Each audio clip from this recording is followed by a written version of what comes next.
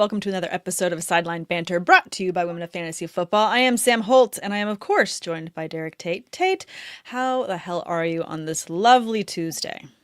You know, we almost got excited to report about a haircut, but we're a little unsure if it's AI or sourced out properly. So, Yes. hey, I got a haircut. I'm feeling pretty good about it. Good for you. Nice. Yeah, thanks. Looks you good. Can't really tell. It's about the same. It's just got a little bit of hang time at the top. It's still on top, though. That's the important thing, Sam. I'm almost 40. Yeah, I know. You and me both. You and me both. As long as we keep it up here, we're okay. We're hanging in there. Yeah, there's really not a lot of fantasy football relevant news is how I'm going to put it and how I'm going to leave it. So let's just go ahead and jump right in. Guys, we have been covering all the different divisions of the league and all the offseason moves, just breaking it down. This week, we have the AFC South. The AFC South or NFC South? The AFC South. I did it. Okay, cool. Yay. The AFC Southern? Southern? AFC South. The thing is, this is our second to last. So that's why I'm like, did we do this one already? No, we haven't done it. We did NFC South already. Covered plenty of the Falcons news, and now we've got Texans, Colts, Jags, and Titans to cover. Guys, if you have any questions in the chat unrelated to what we're discussing, please throw them in. We'd be happy to answer them. There's a lot of trades going back and forth in a lot of our, dynasty leagues. I don't know how you're seeing those. Or a lot of people asking for league dues and getting mad at commissioners that haven't paid people out. So if you have any of those little fun diabolical back and forths, would love to see that. Diabolical is definitely one way to describe it. I keep getting these notifications. The entire league does, and the league is starting to boo the chat, the Autobot, every time. Yes. No, it's like the Autobot needs to take a rest and needs to calm down. It needs to chill. Absolutely. All right, let's go ahead and just jump straight into the Texans then in terms of the fantasy relevant news. I mean, I think the fantasy relevant news for me is like, how am I going to be drafting CJ Stroud? And I don't know how you feel about just a quick summation of how his performance was last season, but how would you rank him in terms of where you're looking at quarterbacks? And we'll talk about, let's do 2 QB leagues, because I don't think single QB necessarily how high he is for you, unless he's higher for you than he is for me. He's definitely not higher for me than he is for you.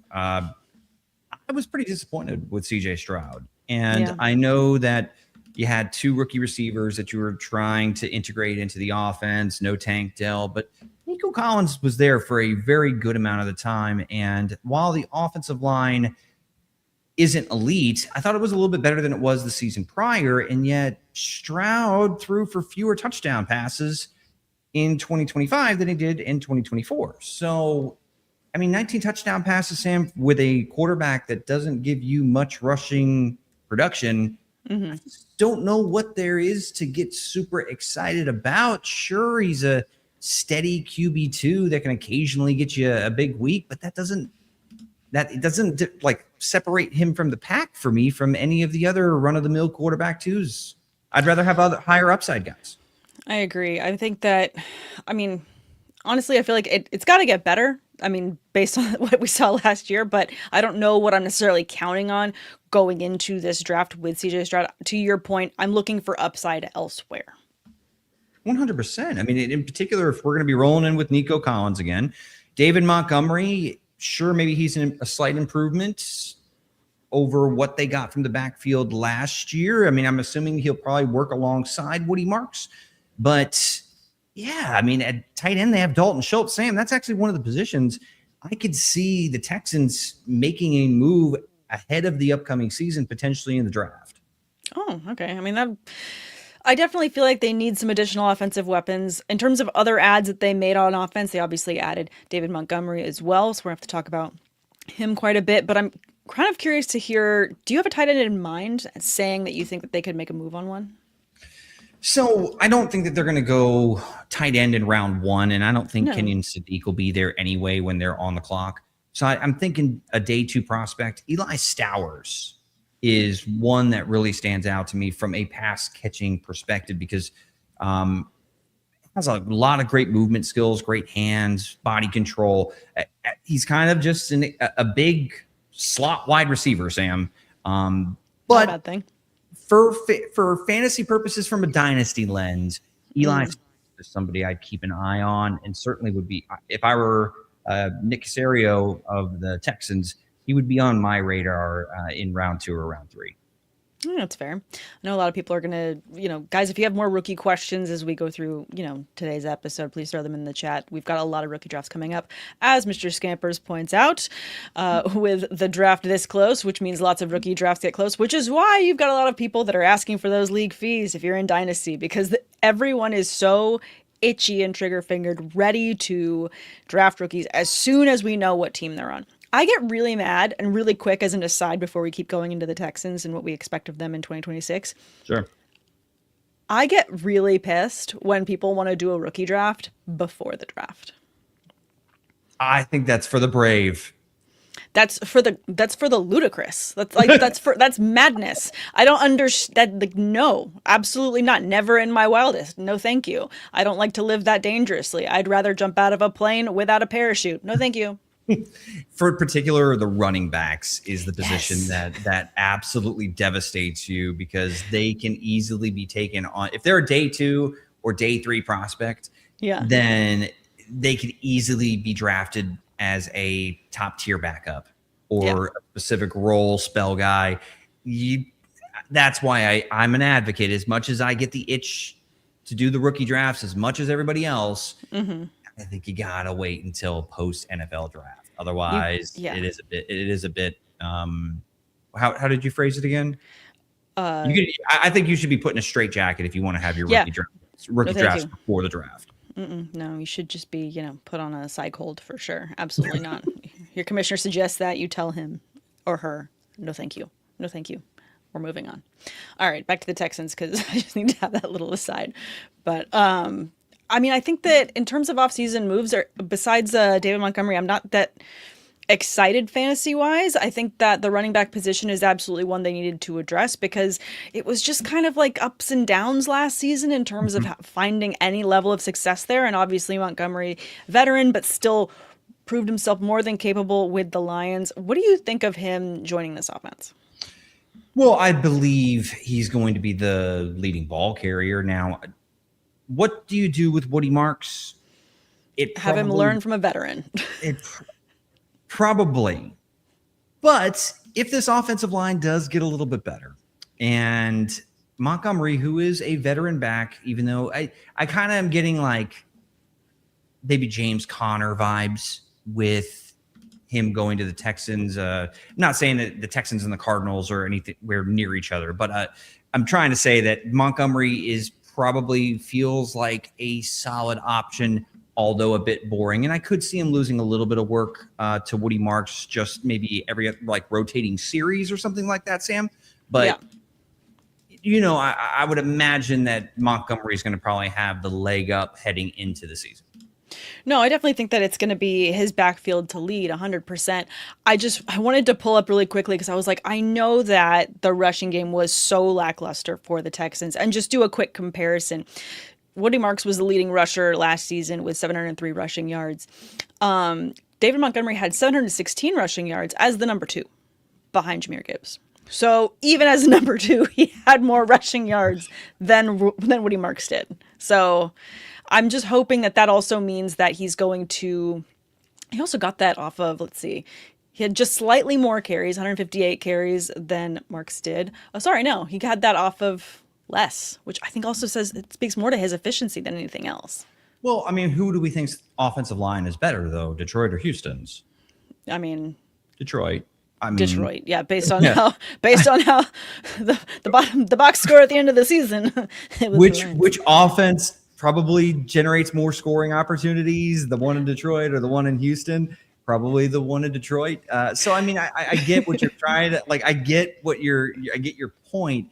I'm just saying that David Montgomery, if you revert back to his last couple of years in Chicago, he wasn't a super hyper efficient back, Sam. He was a volume guy, which he could still be a nice fantasy option as a volume guy if he maintains a stranglehold on the lead role throughout the entire season.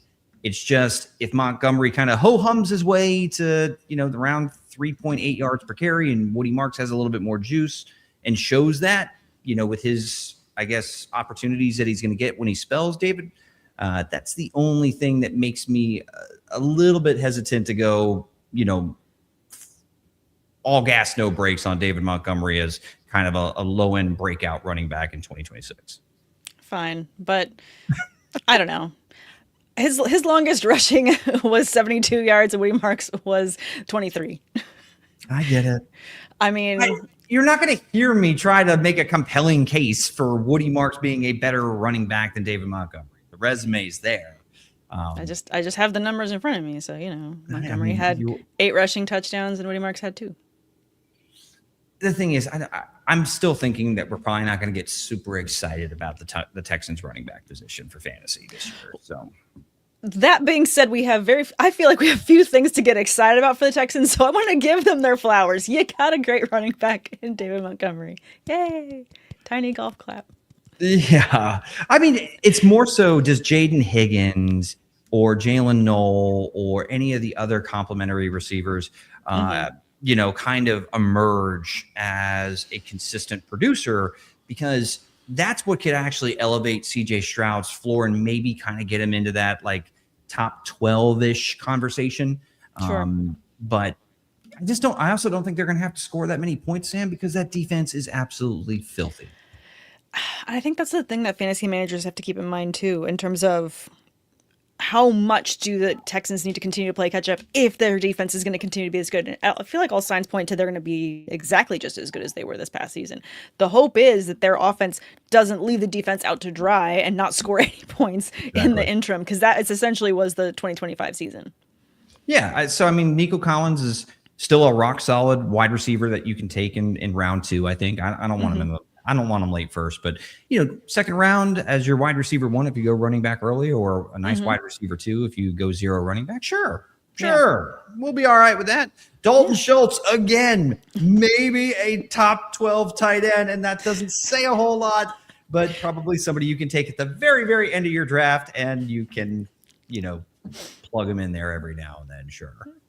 Sometimes I enjoy the simple math that there can be in fantasy, where it's like, well, he's a top 12 tight end. I'm like, wait a minute, there's 12 teams in my league. He's okay. It didn't take much, Sam. It does not take much to be a top 12 tight end. So no, it doesn't. But you know me, I like simple math. Keep it easy for me, please, and thank you. All right, any final thoughts on the Texans before we just jump right over to the Colts, who spent a lot of money? As much as I would like to talk about the Texans offense, I'm far more intrigued by the Colts. I didn't want to I wanted to balance things out, because I think the way that I've staggered a lot of these kind of reviews that we've done of these divisions, it's been very top heavy at the front, and then I have nothing left in the tank for these other teams at the end. So I tried to bury the lead a little bit. Did you catch what I was doing? I caught it a little bit. I did. But we have one team that's still remaining in this division, and I'm sure we're both going to be thrilled to talk about. I've tried writing a lot about it, and it's going to be so much fun. Let's do it. Let's talk about the Colts and them spending a ton of money re-signing Daniel Jones to a 2-year, $88 million deal. Whew. How did you feel when you saw that deal go through? An injured Daniel Jones re-signing. That's the part. That's the part that made me go, you already had him on the transition tag. Yeah. You didn't have to do it. You didn't have to give him an extension. Didn't have to do it. Mm-hmm. I respect Carly Earsay Gordon and her pushing her trips to the center. I do. I really do. Very knowledgeable about football, probably has her hands in all the conversations regarding personnel and with the GM there as well. So I get it, but it is a huge gamble. That's my thoughts. It's a huge gamble to give Jones the extension off of really, I think, what was his best year of his NFL career. No disrespect to this first year with Dayball, and they made it to the playoffs, but that was the best football we've ever seen Daniel Jones play. But it's a very small sample size, and he's coming off in a torn Achilles now. Yeah. And then you gave a boatload of money to Alec Pierce too. Yeah, that's the second contract that was signed. 4 years, $116 million deal to Alec Pierce. God. That's a lot. Oh my gosh. That's all. Sam, I get it. 1,000-yard season, the first of his career, 6 touchdowns, a really nice vertical playmaker that paired well with Daniel Jones. I get it. We saw it. It happened. We didn't see it coming, but it happened. Like, you can't deny it, but nope. Sam, that is a lot of money for Alec Pierce. And I feel like that's pretty damn risky. I'm really glad that you feel that way, because as soon as I saw the deal, it was like, really? That just felt like a lot. And obviously, I think the stats kind of, they say a lot. Over 1,000 yards receiving this season for Alec Pierce. He was obviously very dynamic and had a lot of success with Jones when he was on the field, but also continued to have success later. But in terms of like what this money means, at least to me, 116 million that's a lot. That's a lot of money. That's a lot of money. And I don't know. I don't ever want to say a player doesn't deserve whatever money they get sent. They absolutely deserve it. They all sacrifice their bodies every single week in and week out, off season, in season, and so forth. But this was a lot to me too, in terms of how things can break down. Sam, he won only 47 passes last year, and but he is 2 years in a row now, and there's been a lot of quarterbacks that have taken snaps over the last 2 years. 2 years straight, though, Sam, he's averaged over 21 yards per reception. Like, that's highly, highly impressive. And he even did it when Daniel Jones went down with Phillip Rivers. Phillip Rivers. He Riv, I get it, slinging it. I love it. But yes. You gave up the 2 firsts for Sauce. You signed Daniel Jones to an extension when you didn't have to, and you gave Alec Pierce quite literally the highest paid free agent receiver type money in NFL history. It's just a lot of risk. Hot damn. Yeah. It's going to be fun to watch them this season. I think the thing is, they also became a team that at a certain point in the season, you're like, man, when we talk about snake bitten teams that just kind of keep stacking up injuries, this was a team that absolutely did that. So you have to hope for obviously a healthier season for everyone in this one, because yes, when they made the Sauce Gardner trade, I was like, absolutely, we love them standing up saying, we're missing a gap at this position, let's address it. And then it was like the injuries just started hitting, and I want to see this team succeed. I feel like they're a lot of fun, obviously, when they're winning. Even when Phillip Rivers was in there, this was an offense that I really enjoyed watching. I agree. No, Shane Steichen clearly knows how to orchestrate an NFL offense. And if he's got the right guy in there running the system the way that he sees it and wants it run, it can clearly be very productive. Sam, it's more so, what are we to make of Jonathan Taylor? Like, last year, I told you, like, one of the very first episodes that we had of this new show is I was in a complicated fantasy football relationship with Jonathan Taylor. And it's complicated. Boy, oh boy, it was the great side of complicated, because 18 rushing touchdowns, 2 receiving touchdowns, 20 total. He reminded everybody in short order like how dynamic and dominant he could be as a fantasy asset on a quality offense. And he was the driving force of it, even though Daniel Jones was playing great ball too. Taylor was special through the first 10 games of the season. So now what do we do? Because we don't know about Daniel Jones quite yet. Obviously, once we kind of get to training camp in the preseason, we'll see where he's at with his recovery from the Achilles injury. But, am I crazy for still having him as a surefire top 4 running back entering this season? Jonathan Taylor? Yeah. I don't think that that's crazy. I think that when you watch teams that are constructed in these ways and someone's got some level of injury history somewhere and someone's going to have to put the team on their back, Jonathan Taylor is someone that's been able to do that. So I definitely feel like this isn't going to be a year where I'm like, well, he had a big year, I'm going to count him out. Can he repeat certain stats here? I think he absolutely can. This is just not one of those things where I'm going to say, like, this is the year I'm going to sidestep Jonathan Taylor. Absolutely not. He's going to keep doing this until he can't. Would you rather have Jonathan Taylor or Christian McCaffrey this upcoming season? Probably Jonathan Taylor. Is that hot takey? I don't think it's hot takey. I don't know. I'm really scared of those electrical fields up in San Francisco. Yeah, I was gonna say you're probably more concerned about durability concerns for CMC than you are with thinking that he won't outproduce Jonathan Taylor if he stays healthy. So although they did just drop Christian McCaffrey, I think for a lot of these reasons, he knows he's dialed into fantasy. He posted a workout video. Don't know if you saw it, but he's doing these bear crawls across, showing a lot of athleticism, a lot of weighted vest running, a lot of just still got it in the tank kind of energy. Interesting. Strategic. I see what you're doing, Christian. Trying to make sure we don't forget about drafting you. But I'm still going Jonathan Taylor here. I don't know, though. I mean, a healthy Christian McCaffrey, like his floor feels like running back one.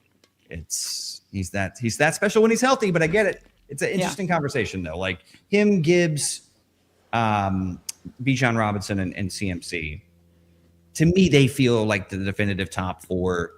Everybody else wants to argue with me about anybody else. That's fine. Yeah, I think that we've talked about this before. I think Bijan's my number one in my heart and off my draft board in terms of how I'm ranking those running backs. And since we're, in that discussion with Montgomery, I guess you could just do a quick who would you rather between them in terms of ranking the top. Do you want to do that?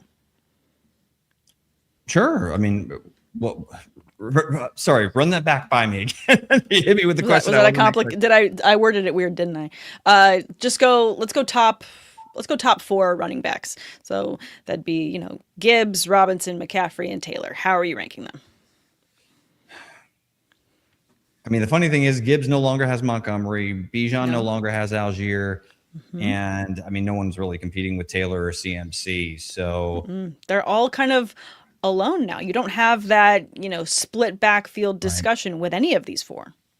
And that's what was kind of holding me back with the 2 younger players. But I'm sorry, I probably got to put CMC at number 1 if he's healthy.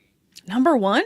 He catches too many damn passes, Sam. That's the thing. The rest of them can catch too. You're acting like the rest of them don't have hands. They can catch. CMC damn near went for 1,000 rushing, 1,000 receiving. I don't know if any of these guys are going to catch 1,000 yards worth of passes. I mean, I get it. So I'm going to go here again, throw stuff at me. CMC, Bijan, Jahmyr Gibbs, Jonathan Taylor. Egregious. For right now, and honestly, I may move Jonathan Taylor up if I feel like more confident that Daniel Jones is going to be healthy entering the season, because I think that raises his ceiling that much more if there's a competent quarterback under center. I can't believe I'm calling Daniel Jones competent after some of what we saw in New York. But if he returns to the form that we saw to start last year, then Daniel Jones and Jonathan Taylor in this offense are very intriguing. Yeah, no, I'm going to go Bijan first of these because I'm too excited about this coaching change in Atlanta. You're going to have a coach that's so elated to have the gift that is Bijan Robinson on your offense. He is going to get used heavily early and often. And yes, because Montgomery's out there, I'm still going to put Gibbs at 2. And then just to stand on what I just said, I'm going Taylor and then McCaffrey because I'm very concerned about the injury history there for Christian.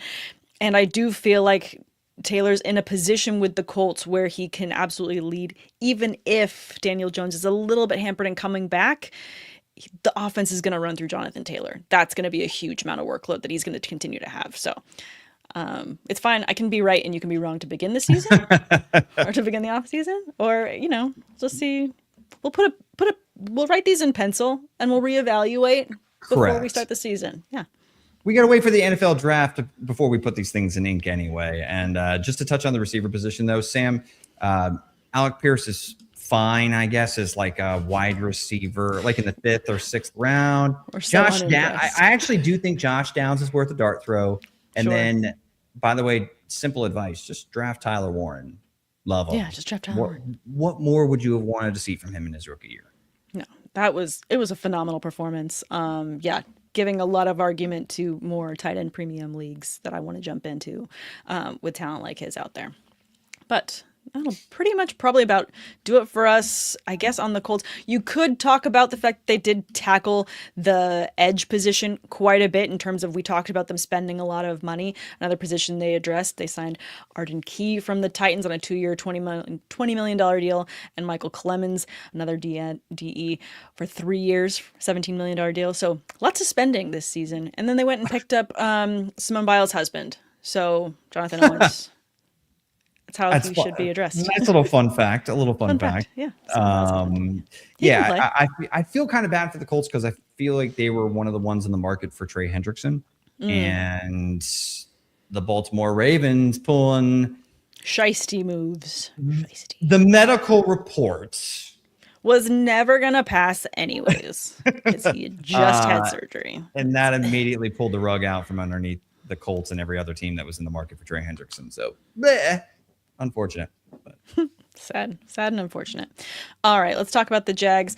The Diamond, I see you in the chat. We're going to talk about the Titans last, but we will talk about potential for them to draft Jeremiah Love. So I will get back to your question. I want to make sure I don't forget it. But you kind of kicked off this episode with talking about the news, if there is any news or if there's fake news. I was really disappointed to find out that this was AI generated. As a designer, as an artist, I'm not a very big fan of AI.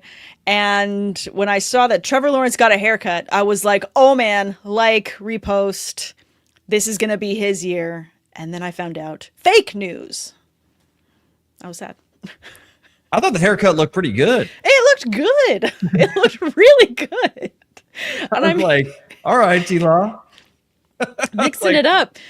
I mean, just to say that, sometimes it's kind of fun to see players go into a new season with different looks. Joe Burrow's done this quite a bit, changed up the hair look, causes a conversation, a little distraction for other things while you can focus on the game, kind of brings in a different energy to the season. I don't feel like it would be a bad move for Trevor to mix things up. The Jags were looking really good last season, kind of do something else to keep the momentum going in a positive direction. I was for the haircut. I was for it. I'm not going to lie. You talk about reporting to training camp with a new hairdo. Nothing beats Aaron Rodgers showing up like Nicolas Cage from Con Air. Sorry. That's my goat. That was a good one. I forgot about that look. That was something. Yeah, there's something about these swagger moves that you just appreciate when you see them from different players. So I was disappointed when we were looking that up, and I was like, we got to confirm if this is news or not. No, it's AI. Damn it. Cameron Poe, one of the worst fake accents. Whatever that whoever gave Nicolas Cage the thumbs up on that accent. God bless you. I'm gonna try this accent. What do you think? And they're like, we're paying you anyways. We're too far into this production. Just run with it. Director hears him just put the bunny back in the box. And he's just probably going, just cut, fine. Next scene. Yeah, absolutely brutal. I do feel like the other news that's kind of notable is how they came out saying that they want to have Travis Hunter focus on defense going into this next season. To me, that's a little bit more relevant for fantasy news in terms of how I was touting a bunch of him going into all my IDP leagues last year. And knowing that he is going to be more on defense, I will still see about getting him onto my IDP rosters. But in terms of flexing him at wide receiver, not going to do that right out the gate. I think this is a really smart move to allow him time to grow. How do you feel? Well, I think that it's more a decision that just maximizes the Jaguars' best overall starting lineup. Mm-hmm. Right now, you can make a case that Travis Hunter was just not making an impact on the offensive side of the ball. No. And I'm not saying that he can't. It's not saying that he won't get better, because there was a lot put on his plate for a rookie entering the NFL. But Sam Parker-Washington looked great. When he got a full-blown opportunity at the end of the season, I mean, his final 3 weeks, 6 for 145 and a score, 8 for 115, and 5 for 87 and a score. And he was very good in the playoffs too. Against the Buffalo Bills, I actually thought he was the one guy who showed up in the passing game consistently against Buffalo. Like Parker Washington looked awesome. And then you have Jacoby Myers, who is a solid veteran that can produce. And 2 years ago, you spent a first-round pick on Brian Thomas. Yeah. So, and he had a monster rookie year. So you feel pretty good about those three receivers. And sure, sprinkle in Travis Hunter to be able to get some manufactured touches here and there because he is dynamic. But the great thing is you could have him focus just on one side of the ball. And then when you want to, and when you have certain packages for him, you can bring him in the offensive fold as the season progresses. I think that this is the right move, and they're trying to learn from, their mistakes of last year of just, I think, making it a bit too chaotic for a rookie entering his first NFL season. I think that's fair. I do like the idea of this, bringing him in that focus and allowing this wide receiver room to cook as they were doing so well this past season. I'm glad that you point out Jacoby Myers. I think he was a bright spot that when they brought him over, maybe they didn't expect him to be as bright as he was. But I think that this, is I think he's one of the reasons, along with Parker Washington, why they feel so confident pushing Travis Hunter back to the defensive side. Plus, this is also a team that watched multiple players go through injuries this past season, not just Travis Hunter himself, but through the wide receiver room. So this would be a big benefit that if they push him to defense and they're running through the season, they get to week 5, week 6, they deal with an injury to the receiver room and they need to push him back over, they have that flexibility. It kind of creates, I think, a lot more balance for the whole team and that cohesion. Absolutely. So I'm a firm believer that in Dynasty, if you're someone who took spent a first round pick on Travis Hunter in a non-IDP league, I would be willing to buy him low because everybody's reading the same news that you are, that he's going to be a full-time defender, part-time, sprinkled in on offense, which means obviously he's not going to make a huge impact in non-IDP leagues. So I'm still willing to buy Travis Hunter, and particularly buy him low because I still believe in the player.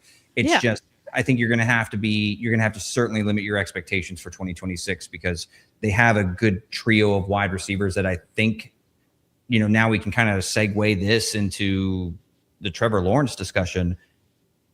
Trevor Lawrence looked better and exploded once Travis Hunter was no longer a part of the offense. And I hate saying that because I don't think it's his fault. No. But, something seemed to click once Jacoby Myers got brought into the fold and Parker Washington emerged. I do feel like that last part is probably the thing that helped him spike more, was having the influence of Myers and then allowing that growth for Washington as well. Lawrence looked so much better, over 4,000 passing yards this season, 29 passing touchdowns. It was nice to finally see him get into the flow that I think we all expected from him for so long. And so just to see him have that success, I think was really exciting. Some weeks, where he was just absolutely lighting up, against teams that, were a little bit, not as exciting. So the 5 touchdowns against the Jets was a little bit brutal for them. But I honestly love seeing when a player can have massive success because that builds confidence and you can kind of build that into momentum, which is why it took them so far this season. I really want to see more out of the Jags. Yeah, no, I'm very excited to see what this offense looks like. And we can kind of, and I trust Liam Cohen because Liam Cohen had a really nice, productive, the Bucs offense was a top 5 unit the one year he was the OC there in Tampa Bay. And this is the best we've seen Trevor Lawrence look during his NFL career, was that stretch to finish out the season. So I believe in Liam Cohen. That really makes it interesting, Sam, that they decided to let Travis Etienne walk. And now you got Bishal Tootin, and they signed Chris Rodriguez, who that's kind of like being overlooked right now. Yeah. But what do we do with this Jags backfield? I mean, I think let's talk about it. Like to me, this is a little bit askew here without Etienne. Or are you really high on Bishal Tootin and Chris Rodriguez? Or do you feel like this is going to be something that they remedy with a high pick of a running back in this draft? I don't think that they're going to go running back in this draft. They could. I mean, I wouldn't. I would say that there's probably, I'd say a 10% chance, like 5 to 10% chance. Not much, but maybe if somebody like really high on their board falls in their lap in the 3rd round or something like that. But I don't see them spending their earliest pick because they don't have the first this year because they traded it for Travis Hunter. Yeah. I don't see them spending their first pick when they've had a very slow offseason, a lot of departures and not many arrivals on a running back. So, I do think it's going to be Tootin and Rodriguez competing for the lead role. And Sam, there's a lot of juice with this kid. He is super, super explosive. And yeah, we didn't see a whole lot of them, just 83 carries, and the yards per carry doesn't look great in totality. But I thought against the Buffalo Bills, Sam, I think he averaged like 12 yards per carry. Like, this kid can absolutely turn the edge in the blink of an eye. And he's got a compact build. I actually think he plays a little bit better through contact than what I expected from him during his career at Virginia Tech. Mm-hmm. And another good thing, he had a huge problem with fumbles in college. I mean, I wouldn't say on 93 touches, 2 fumbles is still great. That's not solved, but I wouldn't say it was something that was so glaring that he couldn't get on the football field. So I think it's Tootin's job to lose. The one thing I worry about, Rodriguez is a thumper. So I'm worried about losing some goal line work, but ultimately I do think that Tootin is a better, higher upside player, and I do think he's going to lead this backfield in 2026. So would you say that these two backs have the potential to be kind of like a 1-2 punch and kind of like, a committee backfield, if you will? If your biggest concern is that Rodriguez is going to be vulturing those goal line, touchdowns, that it's going to split the scale between the two in terms of fantasy value. I think it's within the range of outcomes. Yes. Yeah. I think the pass catching work is going to go to Tootin because he's dynamic in space. Chris Rodriguez, that's not really the strength of his game, I would say. So I think Tootin's going to have every opportunity. And another thing that Liam Cohen loves to do, he loves the screen game.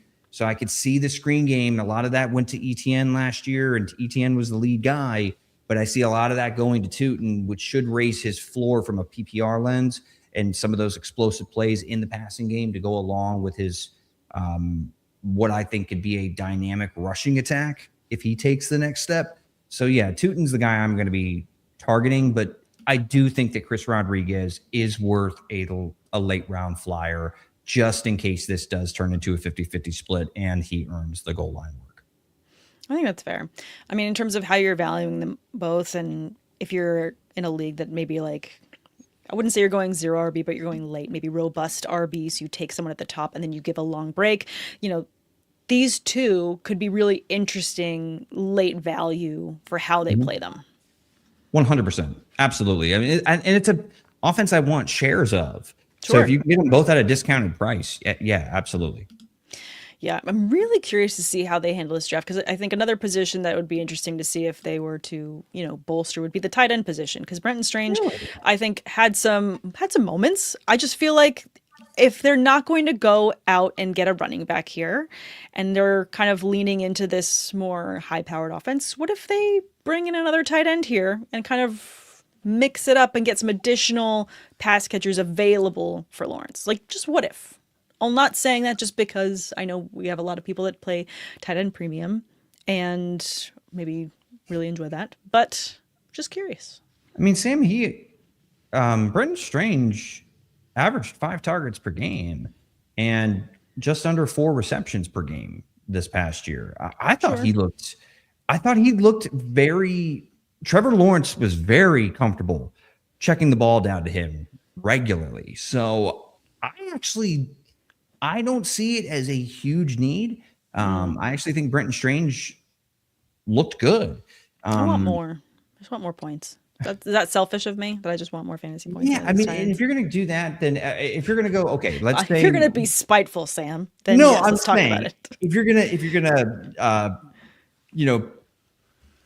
make me make a decision at tight end in the draft, I will go with Justin Jolie. Okay. I see a little Harold Fannin Jr. in this kid. I like that. I like that. And I mean, from North Carolina State, I mean, I think he still has a lot of work to do as a blocker, but really fluid and kind of mildly twitchy athlete on a bigger body, like, and natural hands. He's a bit of a problem to get down after the catch too. So, yeah, I mean, that's a guy in dynasty drafts that I'm going to be targeting late. So, particularly for you tight end premium folk. That's all I wanted. Thank you for that. I needed that. I just need one. Now, if they were to sign David Njoku too, come on, maybe not a bad thing. Maybe not a bad thing. Come on, who doesn't love David Njoku? God, he's a delight. He's just so delightful. He makes me smile whenever I see him. He's just like, you're so much fun. All right, let's move on from the Jags. I think that's been enough there. Let's talk about the Titans. Let's start it off with the question we have in the chat from the Diamond 40 from Twitch. Will Jeremiah Love be drafted to the Titans?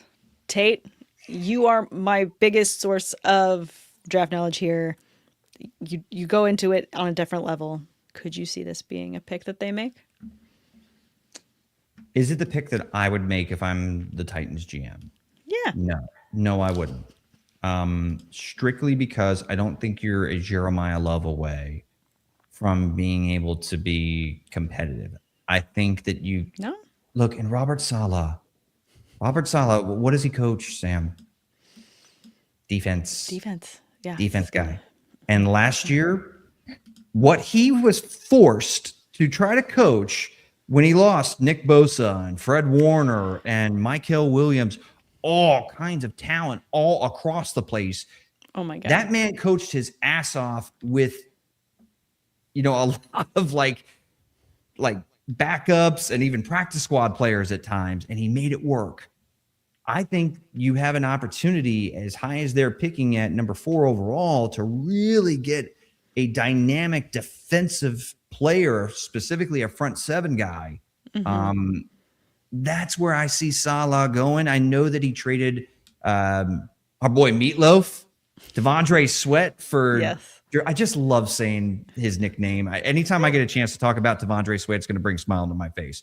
But Jermaine Johnson from the New York Jets, former first-round pick, and Saleh had a lot of work with him when he was the head coach in the New York Jets. So it kind of makes sense.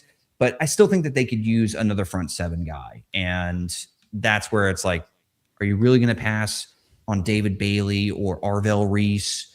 Hell, they could use Sonny Styles as an off-ball linebacker. I mean, they just have a lot of options there that for a defensive-minded coach with some needs clearly they have on the defensive side of the football. I just think that you don't have those opportunities very often. And I know Jeremiah Love is special, but I wouldn't do it. But if they did, I mean, we saw what a dynamic, great running back prospect in Ashton Genty did with the Las Vegas Raiders last year, Sam. Fair. It makes me a little bit nervous if Love were to go to the Titans. Yeah. I don't know. I agree. I don't know that they're going to do that, but I think your points about Saleh in terms of his goals for this team are very clear, especially because when you look through the list of free agency moves that they've made, it is a slew of defensive players that they went through and added this offseason, including 3 corners. So, I mean, Alante Taylor, Cordell Flott, Josh Williams. You've also got several other defensive players as well, like you already mentioned, but you've also got Jordan Elliott at defensive tackle. Let's see, I missed another one. John Franklin Myers, defensive line. Like you've added a ton of defense. This is definitely going to be one of those teams that they're not going to be a high scoring team, but this is going to be a tough team to play against, just because I was so impressed and so happy to see Saleh have such great success with the Niners on that defense. And you really saw what he was able to do to put that stamp there on that team for that season. Well, I mean, you saw what the Jets looked like last season. Yeah. And they booted Robert Saleh out the door, and he was the fall guy for the Aaron Rodgers, failed redemption arc in New York in the Big Apple. And I don't think that Saleh was the problem, because that defense was playing pretty damn good while he was there, despite what they had under center during his head coaching tenure. So I do think that this defense is going to be ready to play. Saleh's, I think, a very damn good coach. And I just think that if he wants to mold the defense, you got to go get a dog up front. And at number 4 overall, you have an opportunity to go get yourself a dog that can get after the quarterback. Yeah. No, that would be amazing. So you already said, so who's your top pick for them at 4? I think Arvell Reese. Okay. If he's there. And if he's not, then I would go David Bailey. Nice. Arvell Reese, David Bailey, whoever's still on the board at that point. I like it. I love seeing it. I mean, I would love to be able to dissect every single other pick that they added on. They added Wan'Dale Robinson, to talk about fantasy kind of relevant players. That might be something to talk about. I didn't mean to laugh. He's there. I like Wan'Dale Robinson. Yeah. That's a good thing for Cam Ward. He's a great ad for Cam Ward. Again, let's stay positive. This is a great ad for Cam Ward. It is. Look, I don't think that Wan'Dale Robinson's a bad football player. I don't. No. You probably had to overpay for him due to nobody wanting to go to Tennessee, probably. But look, Wan'Dale Robinson was productive when he was on the field with the New York Giants, and I thought he did a good job when Malik Neighbors went down last year, and Jackson Dart was still able to drum up some passing production, even once Neighbors went to the shelf. So yeah, I'm okay with bringing in Wan'Dale Robinson. It's more so, are you going to have anybody else that's going to emerge of these young receivers that we saw there last year, or are they going to have to go again, maybe with their second round pick and try to land themselves another receiver to, kind of build around Cam Ward or continue to do so? Absolutely. And Scamper's right there in the chat dropping nuggets. Yes, Calvin Ridley is still a player. Yes, he is still a player in the NFL. He's still on this roster, technically, right now. There are weapons here for the Titans as well. I'm just looking at some of these ads and I'm like, okay, that's cute and fun. So like Mitchell Trubisky, an ad, again, reunited with Dayball. And I think Dayball going out and getting some of his guys, signing tight end, Daniel Bellinger. So, he's going out and getting guys that he's enjoyed having in the locker room. If anything, they're going to have fun. You guys helped me get fired in New York. Come on down to Tennessee, Come on baby. over. It's going to be great. It's going to be different. It'll be fun. It's definitely going to be different. I guess with Chig Okonkwo now with the Commanders, keep an eye on Gunnar Helm. Yeah, Gunnar Helm. I mean, keep an eye on Gunnar Helm. Chimere Dike, I thought had some nice moments. I know I'm normally outstanding at remembering everybody off the top of my head. There is a receiver that was a rookie receiver last year. I believe it was from Stanford, that is slipping my damn mind right now from the Tennessee Titans. And I don't want to look it up because I feel ashamed that I'm not remembering it off the top of my head. It's fine. It's fine. Don't worry about it. Tell me who it is. I am cringing right now at myself. Alik Ayomanor. That's it. Son of a gun. Actually thought he had some nice moments too. So again, it's a young receiver core that is going to, hopefully Wan'Dale Robinson helps raise the floor a little bit for Cam Ward and give him a nice check down option. But these guys really got to develop. And same thing can be said about Cam Ward, Sam. I think Cam Ward showed some flashes, as much as people want to dunk on him for last year. I thought it was a horrible situation for the young man, and I'm not willing to write off the kid yet. Once upon a time, Brian Daboll did do a lot of good work with not only Josh Allen, but even made Daniel Jones, who looked like he was dead in the water, got him a contract, let him, won a playoff game with the man. And, I do think Brian Daboll is a good offensive coach. So I'm interested to see what Cam Ward can do with him. Definitely interested to see what they can do. It's got to be better. And it's going to be fun to watch no matter what. And I love this last one from Scampers here, too. Getting fired from the Jets is honestly a blessing. Scampers never change. Please. Scampers, I don't like. It's pretty funny that both New York coaches or former New York head coaches are reuniting or like they're joining forces down in joining Tennessee. Forces together in Tennessee. Love it. But no, I mean, then we talk about Tony Pollard and, Tajay Spears was once a thing. It's pretty clearly not a thing. Tajay's got that unfortunate, like a degenerative knee issue. So it's like, I think that it's pretty clear that anybody that's working with him and on the previous staffs, like they want to manage his workload, which is probably the right thing for his career. So that's a team that could, if they don't take Jeremiah Love, Sam, I could still see them drafting somebody though. Sure. So yeah, keep an eye on whoever the Titans do add to this backfield in the 2026 NFL draft. Absolutely. I think that'll about do it for the AFC South. We powered through it. Proud of us.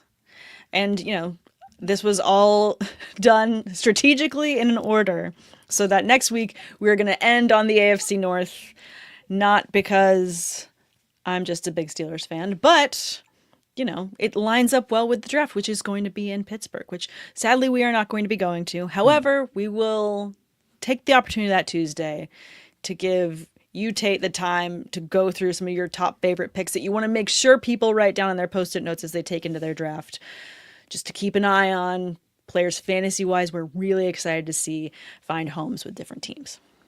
Justin Jolie. Anyway. Oh my God. I will never do that again. I'm sorry. Thank you so much. I appreciate that. All right, guys. That'll about do it for us. Make sure you like and subscribe and follow everything on Women of Fantasy Football so you don't miss a single episode of Sideline Banter and all the other amazing content that we have. Again, we are covering the AFC North next week. If you want to watch me crash out about my Steelers, make sure you tune in. Same time, same place. Have a great week, guys.